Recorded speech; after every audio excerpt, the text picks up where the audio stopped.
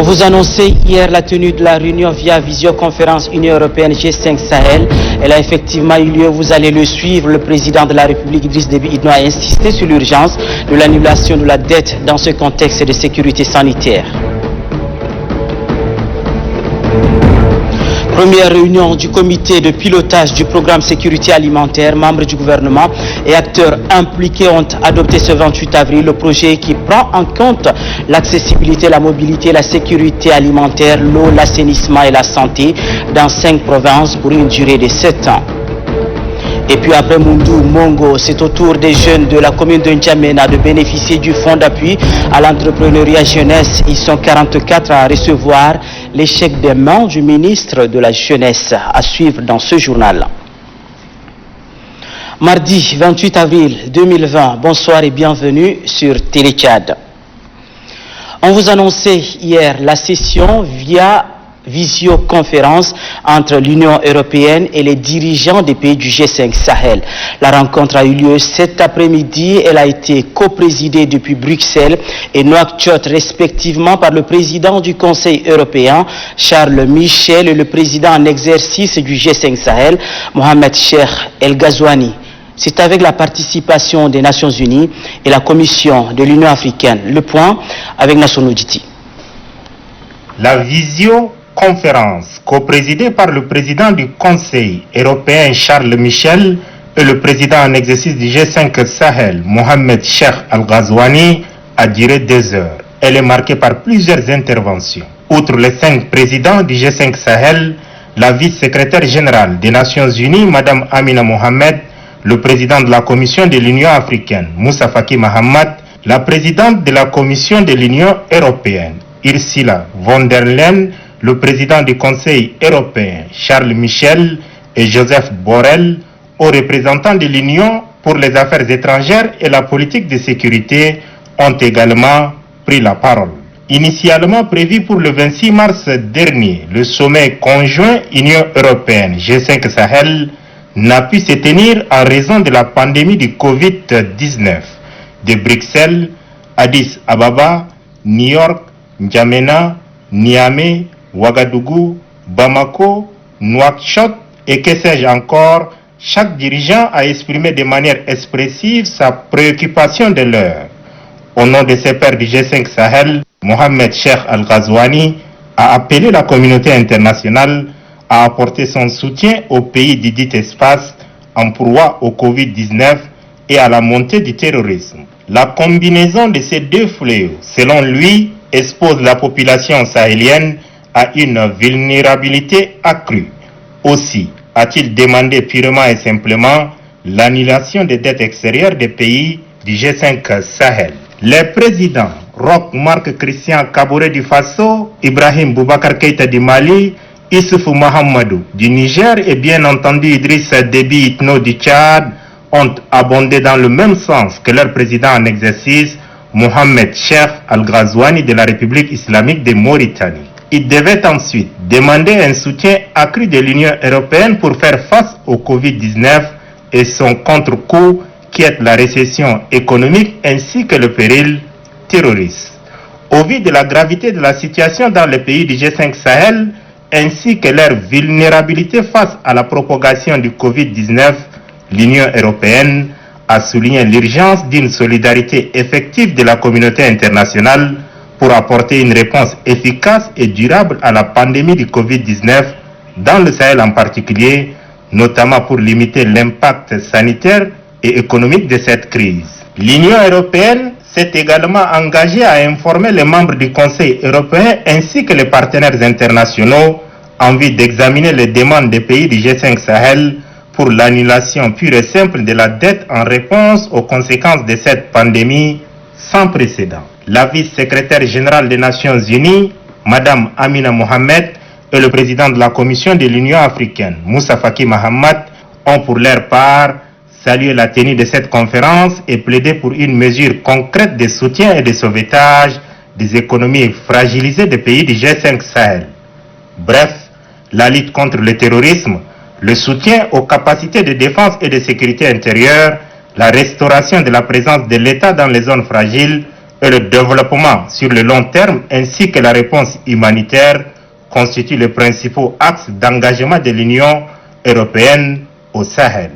Dans une déclaration faite au cours de cette visioconférence, le chef de l'État Idriss Déby Itno a salué l'engagement commun de l'Union européenne et le G5 Sahel autour de la coalition pour le Sahel, le partenariat pour la sécurité et la stabilité au Sahel et le cadre d'action prioritaire intégré du G5 Sahel. Idriss Déby Itno a aussi joint sa voix à celle de ses homologues pour appeler à une annulation pure et simple de la dette extérieure de l'Afrique en général et du G5 Sahel en particulier.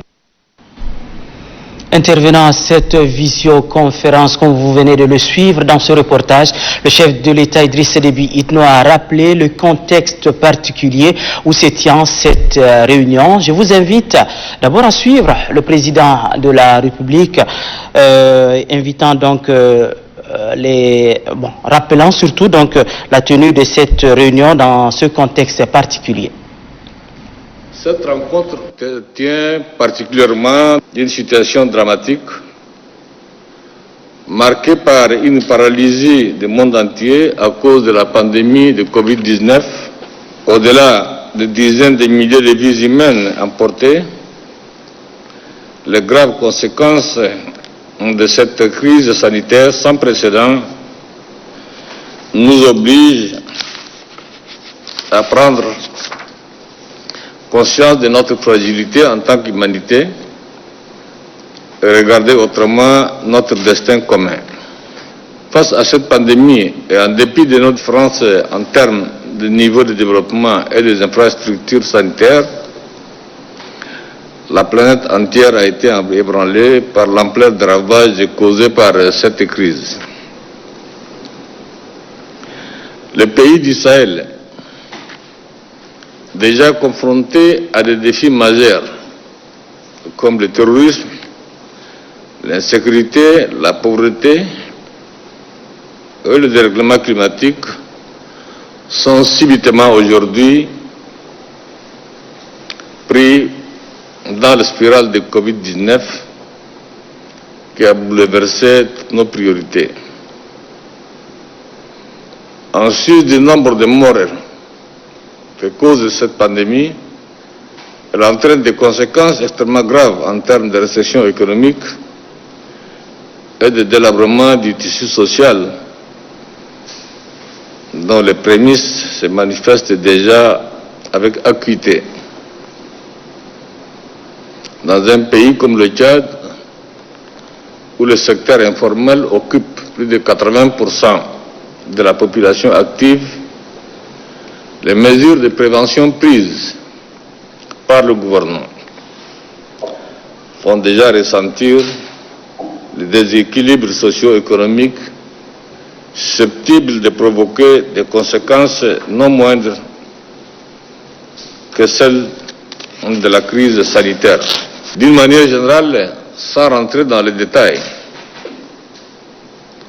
rien que pour 2020, les conséquences économiques de Covid-19, les pertes globales de l'État et des entreprises au Tchad sont estimées à 900 milliards de francs CFA. Les difficultés d'approvisionnement sérieuses et la hausse du chômage sont les répercussions en cours d'évaluation. Le président de la République, Idriss Déby Itno, que vous venez de suivre, a ensuite insisté sur l'urgence de l'annulation de la dette dans ce contexte fort critique. Je vous propose une fois de plus de l'écouter. Le Sahel attend une réaction prompte et énergique de tous ses partenaires, compte tenu surtout de la situation particulièrement difficile de cette région, marquée par les chocs sécuritaires et climatiques. Dans cette optique, tout en appréciant hautement les différentes initiatives ayant débouché sur le moratoire de la dette de nos États, j'ai joint ma voix à celle de mes homologues pour appeler à une annulation pure et simple de la dette extérieure de l'Afrique en général et du G5 Sahel en particulier. J'ose espérer que nous pouvons compter sur vous, qui êtes nos partenaires de premier plan en particulier, pour sensibiliser davantage le reste de la communauté internationale sur cette question précise de la dette. À cet égard, je tiens à remercier le président Emmanuel Macron, le secrétaire général des Nations Unies et le président de la Commission de l'Union africaine de s'être déjà prononcé en faveur de cette revendication légitime. En tout état de cause, si Covid-19 et ses conséquences s'étalent dans la durée, avec nos économies en lambeaux, il nous sera difficile, voire impossible, de payer la dette, qu'elle soit annulée ou pas. Parlons toujours du coronavirus. Cette maladie continue de mener le jeu. Les chiffres montent et montent. Le cap de 2000 décès au monde est franchi depuis le dimanche dernier. Le Tchad enregistre malheureusement ses premiers morts, 2 cas de décès, mais le nombre de maladies lui est en hausse. 52 cas de contamination, parmi lesquels 19 patients ont recouvré la santé. Je vous invite à suivre Dr Chérif Baharaddine, le porte-parole de la cellule de crise Covid-19. Le ministère de la Santé publique informe l'opinion nationale et internationale qu'en date du 28 avril 2020, la situation sanitaire liée à la pandémie à coronavirus Covid-19 au Tchad se présente comme suit. 30 échantillons analysés, 6 nouveaux cas confirmés, 31 malades sous traitement, 19 patients guéris, 2 cas de décès. Les patients sont pris en charge à l'hôpital régional de Farsha. Depuis le 19 mars 2020, pour l'ensemble du pays, il a été enregistré 52 cas de Covid-19, dont 43 de sexe masculin et 9 de sexe féminin. Par ailleurs, le ministère de la Santé publique rappelle une fois de plus au respect strict des mesures barrières et informe la population que la continuité des soins est assurée dans tous les hôpitaux malgré l'instauration du couvre-feu. Le ministre de la Santé publique, professeur Mahmoud Youssouf Khayal. Et parmi les mesures de protection contre le coronavirus, on note le port de masque. Le port de masque joue donc un rôle indispensable. Dans nos jours, il va de notre intérêt de le porter pour barrer la route au Covid-19 qui n'épargne personne. Suivant les conseils donc des médecins, cet aspect a attiré donc l'attention de notre reporter Amata Yaya Abbas. Regardez. Le port du masque de protection, comme son nom en dit long, est important et vivement conseillé en cas de pandémie comme celle du Covid-19. Une pandémie ravageuse mais facile à combattre en respectant les gestes barrières recommandés par l'OMS et édictés par les États à travers le monde. L'un des gestes qui sauve est bien entendu le port de masque chirurgical ou celui fabriqué localement. Il permet de se protéger et de protéger les autres de cette dangereuse maladie. C'est ce que qu'enseigne l'Organisation mondiale de la santé OMS et d'autres académies nationales de médecine de par le monde. Dans certains pays, le port du masque est obligatoire. Dans d'autres, il est devenu presque une culture. Pour faire face ou limiter la propagation du coronavirus, chacun doit porter son masque de protection dès la sortie de son domicile. Car il s'agit d'une question de vie. Chacun doit se sentir responsable. Face à cette pandémie, la responsabilité est individuelle et collective. Que chacun se mette à l'esprit que le virus peut l'attaquer par négligence ou inconscience. Pour contrecarrer le coronavirus, respectons les mesures barrières, notamment par des gestes simples comme le port des masques de protection. Cela doit être notre conduite quotidienne. Ennemi invisible, ce virus très têtu est parmi nous et la menace plane. Que chacun soit un ambassadeur dans son entourage pour relayer le message sur ces gestes préventifs que constitue le port des masques, lequel a eu des résultats tangibles sous d'autres cieux face au Covid-19. Merci à Mathiaya Abbas. On en vient au deuxième titre de ce journal. Le comité de pilotage du programme sécurité alimentaire et nutritionnelle a tenu sa première réunion ce 28 avril. Cette rencontre a permis d'adopter le projet d'arrêté pour le suivi des engagements de l'État dans le cadre de la sécurité alimentaire et nutritionnelle. Et on en parle avec Apolline Gani. Au centre de cette première réunion du comité de pilotage, la présentation du projet sécurité alimentaire et nutritionnelle. Les membres du gouvernement, les secrétaires généraux des ministères et bien d'autres responsables ont examiné et adopté le projet d'arrêté pour le suivi des engagements de l'État. Il vient ainsi compléter le dispositif politique existant au Tchad. Le projet sécurité alimentaire et nutritionnelle qui intervient dans 5 provinces a une durée de 7 ans. Il prévoit un dispositif complet de gouvernance et de pilotage. Sont bien pris en compte dans ce projet l'accessibilité, la mobilité, la sécurité alimentaire, l'eau, l'hygiène, l'assainissement et la santé. Pour le ministre de l'économie et de la planification du développement, président du comité de pilotage du projet, un pas important est franchi. Ce projet SAN, comme les autres, est un projet intégrateur et il est caractérisé par sa multisectorialité et l'implication de plusieurs acteurs à la fois, d'où il nécessite une coordination très importante. Ainsi, pour permettre sa mise en œuvre, ces premiers copiles a commencé, c'est maintenant ou jamais, d'où nous avons besoin de beaucoup de ressources pour donner des réponses aux besoins exprimés par nos populations sur le terrain.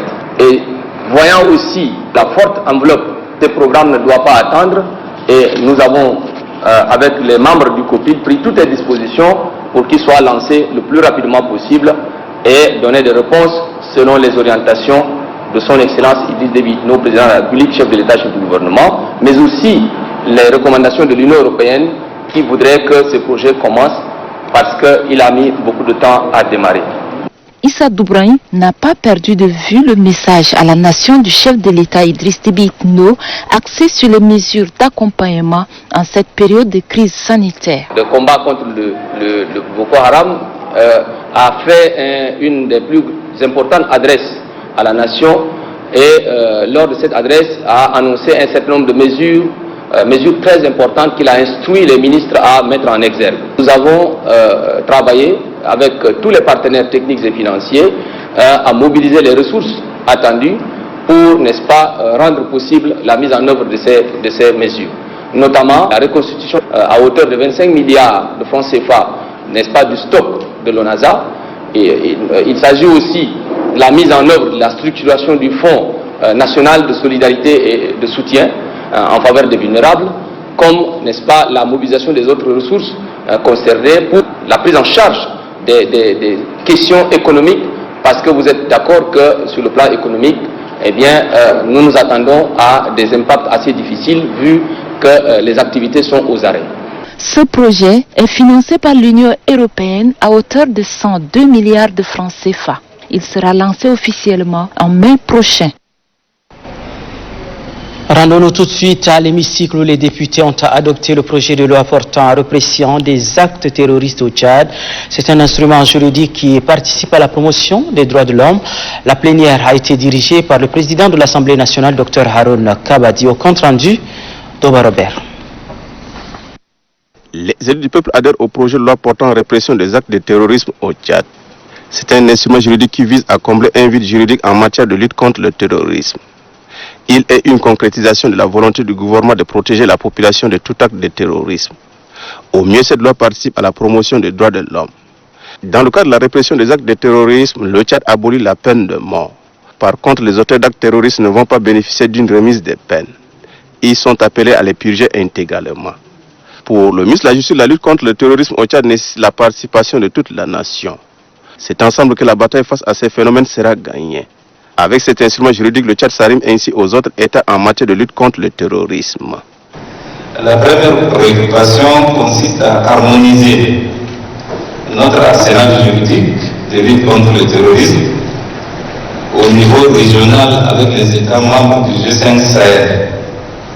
Cette harmonisation permet à notre arsenal juridique de réprimer plus efficacement le terrorisme dans ces nouvelles dimensions, notamment ses modes opératoires, la responsabilité des hommes qui composent les organisations terroristes, les sources de financement, la complicité des États ou des organisations qui fournissent l'arsenal militaire.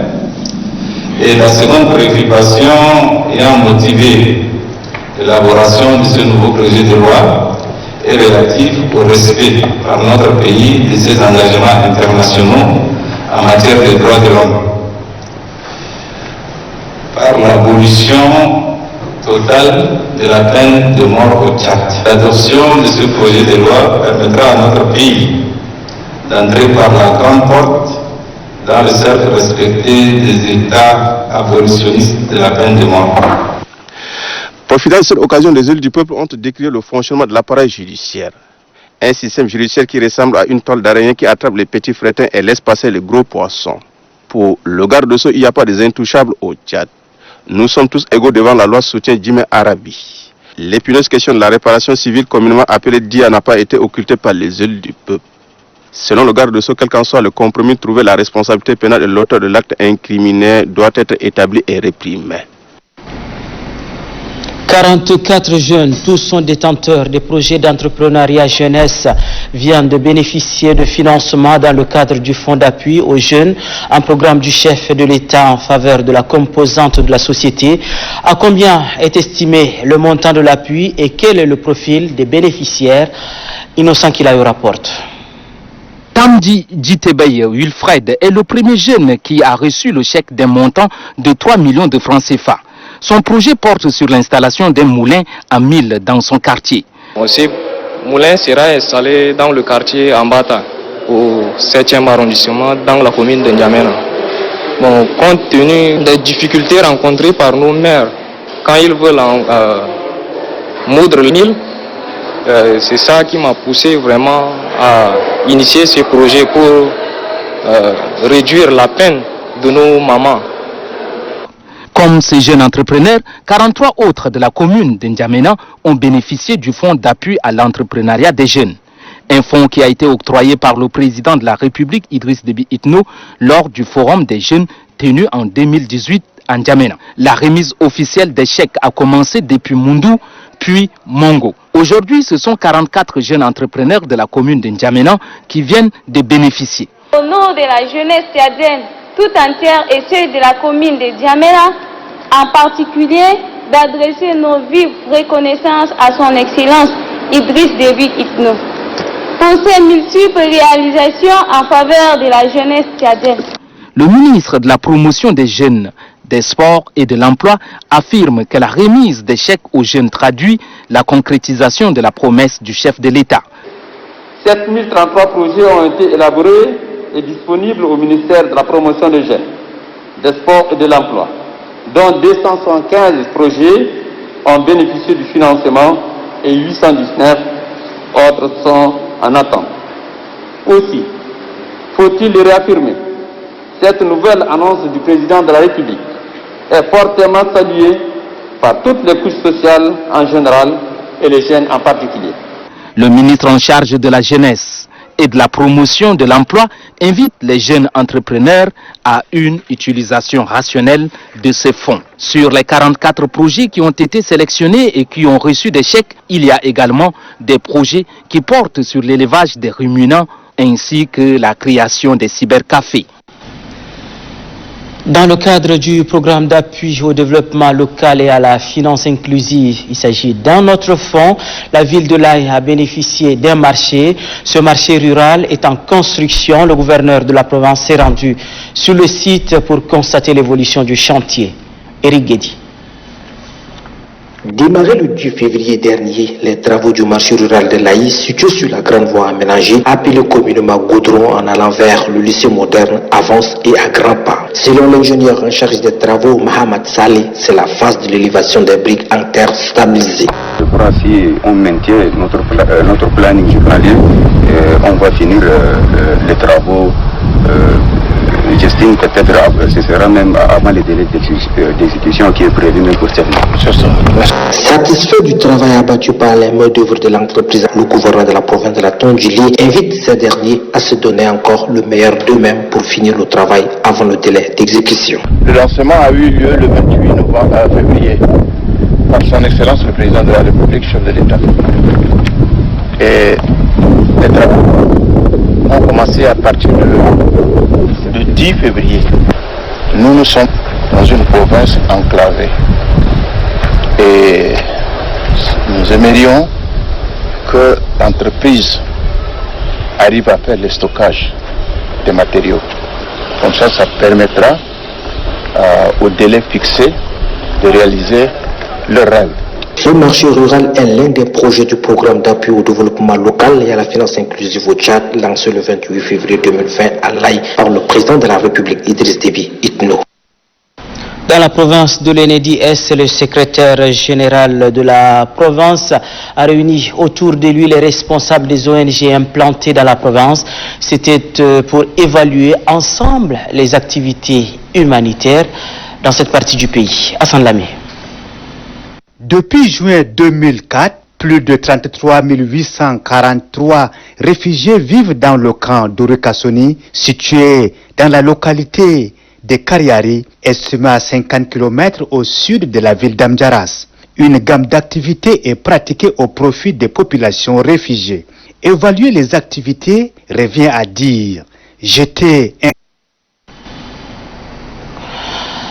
Toutes nos excuses pour la qualité d'image de ce reportage. Place maintenant à la solidarité et à l'entraide. À Mandalia, la Fondation Grand Cœur assiste les familles démunies dans le cadre de son programme de lutte contre le coronavirus.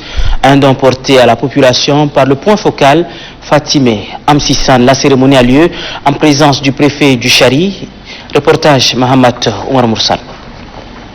Dans cette mobilisation contre la pandémie de Covid-19, la Fondation Grand Cœur apporte son soutien aux personnes vulnérables de différentes provinces du pays. La première dame, Hinda Déby Itno, à travers sa fondation, vient de remettre un don aux couches défavorisées de Mandalia, chef-lieu du département du Chari, province du Chari-Bagrimi. Il est essentiellement composé de sacs du mil, du riz, du sucre, des bidons d'huile et des savons pour la prévention contre le coronavirus. Le point focal de la Fondation Grand Cœur du Chari-Bagrimi, Fatimé Amsissan Lamana, a relevé le leadership du couple présidentiel dans la lutte contre la pandémie de Covid-19.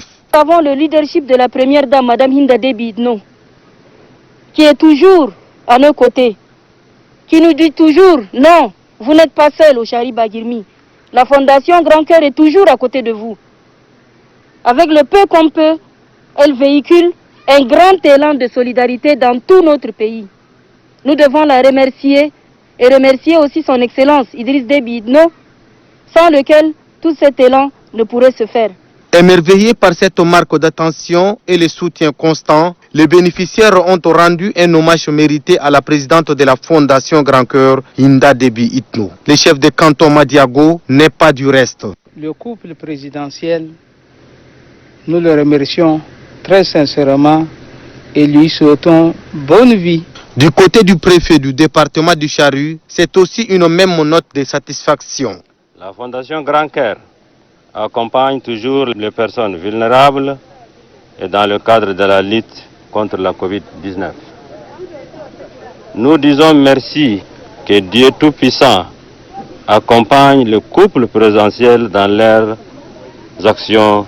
Après la cérémonie officielle, le point focal de la Fondation Grand Cœur du Chari-Bagrimi, Fatimé Amsissan Lamana, et le chef de canton Madiago, Mahamat Mahmoud, ont offert le porte-à-porte dans le but de satisfaire tous les ménages et pour une question de transparence.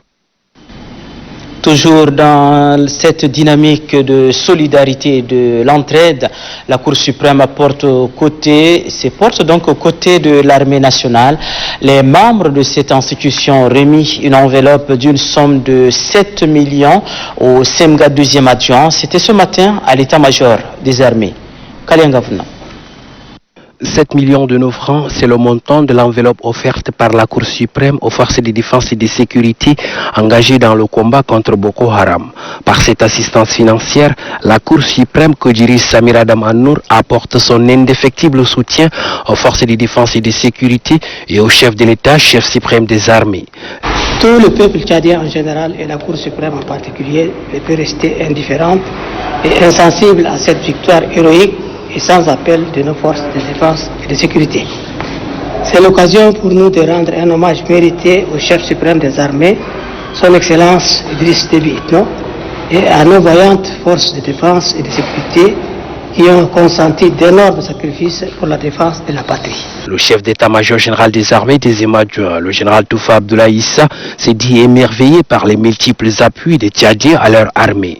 Le général Toufa Abdoulaye Issa dit poursuivre que ces appuis dénotent du nationalisme et de la fierté des Tchadiens à leur vaillante armée. Cet autre acte de bienfaisance, le gouverneur de la province de Hadjar-Lamis, Dr Hawa Ousmane Djamé, a présidé hier une cérémonie de remise de dons de la Fondation Grand Cœur à la population de la circonscription. Reportage Omar Ibrahim. Au total, 153 sacs du riz de 25 kg, 122 sacs de mil péniciliaires de 100 kg, 100 sacs du sucre de 50 kg, 100 bidons d'huile de 10 litres et 20 cartons de savon ont été officiellement remis aux habitants des 4 départements de Hadjar-Lamis, à savoir Dababa, Haras Albiar, Angoura et Dagana. Pour le point focal de la Fondation Grand Cœur de la dite province, Ali Idriss, ces gestes humanitaires témoignent le soutien sans relâche de la première dame Hinda Déby Itno, par ailleurs présidente fondatrice de la Fondation Grand Cœur, aux côtés de la population tchadienne en général et celle de Hadjar-Lamis en particulier. Réceptionnant ces kits alimentaires, le gouverneur de la province de Hadjar-Lamis, Dr Hawa Ousmane Djamé, a remercié du fond de cœur la présidente de la Fondation Grand Cœur, Hinda Déby Itno, pour ses multiples actions en faveur des couches défavorisées. Ce don a été divisé par 4 départements. Et voici, ça c'est le premier que nous lançons ici pour le département de Dagana, et nous assurons la première dame que le cadeau de Ramadan qu'elle a amené à ses mères et ses pères, c'est bien arrivé. Et nous demandons Dieu de protéger cette première dame. Pour le gouverneur de la province de Hadjar-Lamis, ces vivres sont arrivés au moment où les Tchadiens font face à coronavirus et pendant qu'ils sont en plein mois du Ramadan. Après la remise des kits alimentaires, les bénéficiaires ont remercié à tour de rôle la première dame pour son aide aux personnes démunies. Le centre cohésion de Bangor dans le Mayo-Kébi Est à travers Direct Aid a fait un don aux personnes confinées dans le cadre de la lutte contre le coronavirus. Alignomo. C'est un lot composé de 30 sacs de riz, de 30 bidons d'huile et autant de sucre au profit de la cellule de veille et de sécurité sanitaire de la province. Un don destiné aux retenus en quarantaine, en majorité des étudiants venus du Cameroun. Un geste moindre mais très significatif qui vient à la fois répondre un moment à leurs besoins essentiels, mais aussi participe à la logique d'assister le gouvernement dans sa lutte commune engagée contre le Covid-19 avec ses partenaires, souligne Adam Ahmad Jalal, responsable du centre cohésien. Au nom du gouverneur, le préfet du département de Mayo-Bonnet, Ramadan Djarsia, a chaleureusement remercié le centre cohésien pour cette action louable qui vient renforcer le gouvernement tchadien dans son combat engagé contre le coronavirus depuis sa première apparition au Tchad. Rassurant les donateurs que les vivres parviendront tout droit à ceux pour lesquels ils sont destinés, Ramadan Djarsia invite les autres organisations à agir pareillement dans l'intérêt général. Point final, ce journal se termine ici. Merci de nous avoir suivis et ensemble, barrons la route au coronavirus en nous lavant les mains.